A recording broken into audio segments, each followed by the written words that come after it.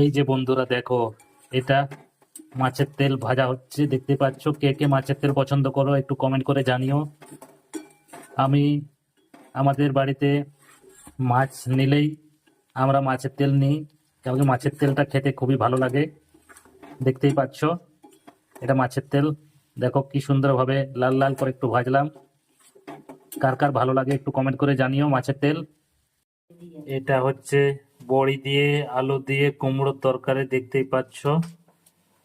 আমার ছেলে মাছ মাংস খায় না, তার জন্য এই যে কুমড়োর তরকারি, আলু কুমড়ো বড়ি দিয়ে তরকারি করে দেওয়া হয়েছে, দেখতেই পাচ্ছ।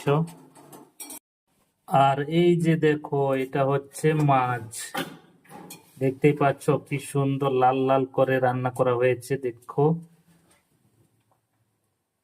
কেমন হয়েছে রান্নাটা, একটু কমেন্ট করে জানিও সবাই।